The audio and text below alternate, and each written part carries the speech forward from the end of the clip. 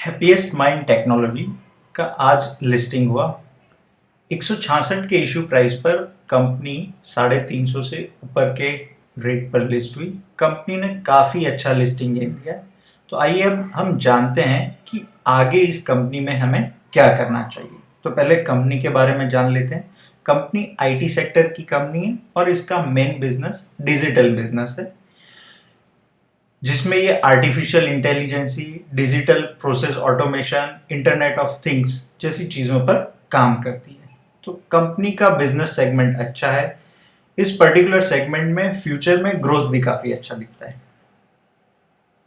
अब कंपनी के कस्टमर्स पर नज़र डालते हैं। तो कंपनी के कस्टमर्स हर एक इंडस्ट्री में रहे हुए हैं। तो इंडस्ट्री वाइज कंपनी का डाइवर्सिफिकेशन काफ़ी अच्छा है। कंट्री वाइज अगर कंपनी के कस्टमर्स देखें तो यूएसए में कंपनी के 77% हैं, इंडिया में 10% और यूके में नियरली 10%। मतलब यहाँ यूएसए पर कंपनी का कंसंट्रेशन काफ़ी ज़्यादा है, जो एक नेगेटिव है। कंपनी के मैनेजमेंट के बारे में देखें तो इनके एग्जीक्यूटिव चेयरमैन अशोक सूटा जी हैं, जिनका आईटी इंडस्ट्री में काफ़ी अच्छा नाम है। तो इस तरह से कंपनी क्वालिटी वाइज काफ़ी बढ़िया कंपनी है।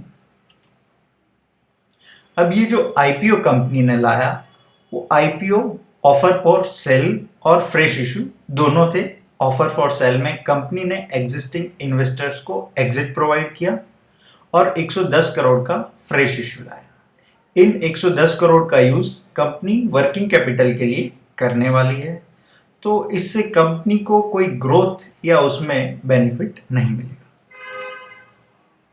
अब कंपनी के फाइनेंशियल्स पर नजर डालते हैं। हमारे पास 2017 से फाइनेंशियल्स अवेलेबल है।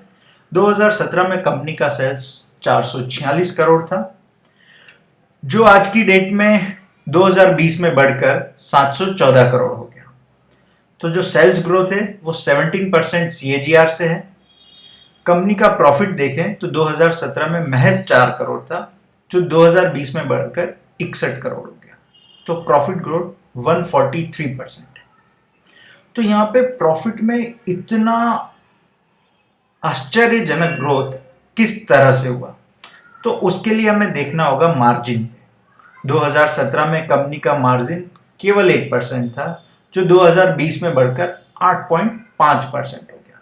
किसी भी बिजनेस के लिए मार्जिन बहुत ही इंपॉर्टेंट है। तो ये कंपनी धीरे धीरे अपने मार्जिन इंप्रूव कर रही है, जो कंपनी के लिए काफी पॉजिटिव है। अब 2021 का Q1 का रिजल्ट अवेलेबल है। इसमें सेल्स 187 करोड़ की थी और प्रॉफिट कंपनी का 55 करोड़ का बताया गया है। लेकिन इस 55 करोड़ में 18 करोड़ टैक्स का रिफंड है, जो इनकम नहीं है। तो कंपनी की एक्चुअल इनकम Q1 में 37 करोड़ की है। अगर हम इसका ईपीएस निकालने जाएं तो Q1 का ईपीएस 2.5 का, अर्निंग पर शेयर 2.5 की है और कंपनी के मार्जिन करीबन 20% के आ रहे हैं। आइए अब हम इसे दूसरी पीयर्स कंपनी से कंपेयर करते हैं। आरएचपी में TCS, Infosys, L&T infotech, Mindtree को इनकी पीयर्स कंपनी बताया गया था। अब हम यहाँ देखते हैं कि हैप्पीएस्ट माइंड का टोटल रेवेन्यू 2020 का 714 करोड़ था, जबकि सबसे छोटी कंपनी माइंडट्री का रेवेन्यू 7,840 करोड़ है। मतलब इन दोनों का कंपैरिजन प्रॉपर नहीं है, क्योंकि इसकी जितनी सेल्स है हैप्पीएस्ट माइंड की, उससे ज्यादा माइंडट्री का प्रॉफिट आता है। टीसीएस, इन्फोसिस का तो सेल्स काफी ज्यादा है, फिर भी हम इनको कंपेयर करते हैं। 2020 के हिसाब से हैप्पीएस्ट माइंड का नेट प्रॉफिट मार्जिन 8.5% का था, टीसीएस का 20%, इन्फोसिस 18%, एल&टी इन्फोटेक 10% और माइंडट्री का 5% का नेट मार्जिन था। इन सब की ग्रोथ 2017 से अगर हम कंपेयर करें तो हैप्पीएस्ट माइंड का सेल्स ग्रोथ 17%, टीसीएस का 10%, इन्फोसिस का 9%, एल&टी इन्फोटेक का 19% माइंड ट्री का 14%। तो अगर हम सारे पैरामीटर्स को देखते हैं तो हैप्पीएस्ट माइंड अच्छी है, लेकिन बहुत ज्यादा अच्छी या सबसे बेहतर कैटेगरी में नहीं जाती। अब किसी भी कंपनी का प्राइस उसके पास्ट परफॉर्मेंस पर नहीं, लेकिन उसके फ्यूचर परफॉर्मेंस पर ज्यादा डिपेंड करता है। एनालिस्ट उसका फ्यूचर कैसा देखते हैं, उसी के ऊपर उसका प्राइस मूव करता है। तो आइए अब हम 2021 का फ्यूचर प्रिडिक्शन देखते हैं। हमने सोचा है कि जो हैप्पीएस्ट माइंड है वो 15 से 20% के हिसाब से जो उसका एनुअल ग्रोथ है उस हिसाब से ग्रोथ करती है, और उसका नेट प्रॉफिट मार्जिन 20% का रहता है। जो इंडस्ट्री एवरेज में जो सबसे हाईएस्ट मार्जिन है वो हम देख रहे हैं। तो कंपनी का 2021 में टोटल सेल 821 करोड़ रुपए होना चाहिए, और उसके हिसाब से अर्निंग पर शेयर करीबन 10 रुपए की आनी चाहिए। आज की डेट में जो शेयर लिस्ट हुआ उसका एवरेज प्राइस अराउंड 375 रुपए था। तो उसके हिसाब से कंपनी का फ्यूचर पी 2021 का 38 का बैठता है। यही चीज हम जब टीसीएस, इंफोसिस, एल&टी इंफोटेक और माइंडट्री की देखते हैं तो उनका फ्यूचर 2021 का पी 25 से 30 के बीच में जाता है। तो यहां पर हम देख रहे हैं कि कंपनी को ऑलरेडी 30% जितना एक्स्ट्रा वैल्यूएशन मार्केट दे रहा है।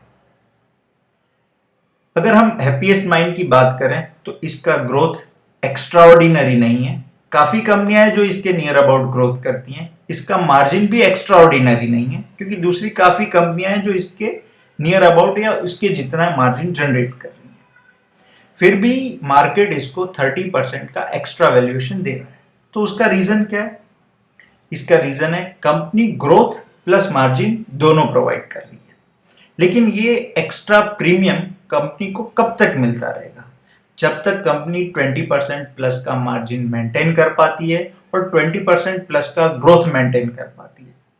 अगर कंपनी यह चीज फ्यूचर में डिलीवर नहीं कर पाती है तो कंपनी के प्राइस में करेक्शंस आ सकते हैं, और ये company one of the largest नहीं है, वो भी चीज हमें ध्यान में रखनी चाहिए।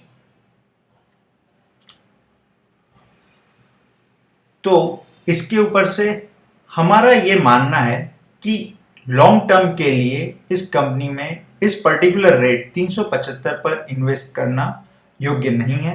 अगर किसी को आईपीओ में ये शेयर्स अलॉट हुए हो तो 375 से 400 एक अच्छी रेंज है जिसमें आप प्रॉफिट बुक कर सकते हैं। और अगर आपको इन्वेस्ट करना है तो आपको आईटी सेक्टर की दूसरी अच्छी और बड़ी कंपनियों में इन्वेस्ट करना चाहिए। एक डिस्क्लेमर हम दे देना चाहते हैं कि ये जो भी डिटेल्स हमने आपको प्रोवाइड किए ये सिर्फ स्टडी पर्पस के लिए। आपको परचेज या सेल करना हो, स्टॉक मार्केट में कोई भी इन्वेस्टमेंट करना हो, तो उसके लिए आपको आपके फाइनेंशियल एडवाइजर से एक बार सलाह जरूर लेनी चाहिए।